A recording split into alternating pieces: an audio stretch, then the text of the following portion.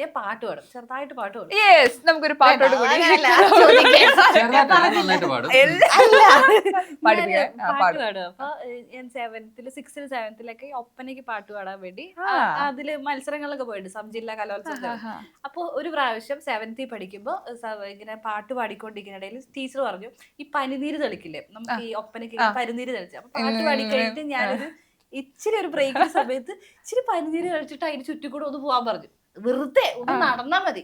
അതെനിക്ക് ചെയ്യാൻ പറ്റില്ലായിരുന്നു. എനിക്ക് അതുപോലെ ചെയ്യാൻ പറ്റാത്ത ഒരാള് ഞാൻ ഇന്ന് ചെയ്യാന്ന് പറയുമ്പോ എനിക്ക് എന്നെ കൊണ്ട് പറയൂട്ടോ. ടീച്ചേഴ്സും അവരൊക്കെ പറയാറുണ്ട്, ഇങ്ങനെ ചെയ്യൂന്ന് ഞങ്ങൾ ഒരിക്കൽ പോലും വിചാരിച്ചിട്ടില്ല. എങ്ങനെയോ ഞാൻ വഴി തെറ്റി ഇവിടെ എത്തിയത്. പക്ഷെ എനിക്കത് ഇപ്പൊ ഇഷ്ടമാണ്, ചെയ്യാൻ ഇഷ്ടമാണ്. ഉള്ളിൽ ഉണ്ടായിരുന്നൊരു കാര്യമായിരിക്കാം. ചിലപ്പോ എന്റെ ഒരു പ്രശ്നങ്ങളെ കൊണ്ട് ഞാനൊരു മത്സരത്തിൽ പോലും ഇതുമായിട്ട് ബന്ധപ്പെട്ട മത്സരങ്ങളിൽ ഞാൻ പങ്കെടുക്കാതിരുന്നായിരിക്കാം.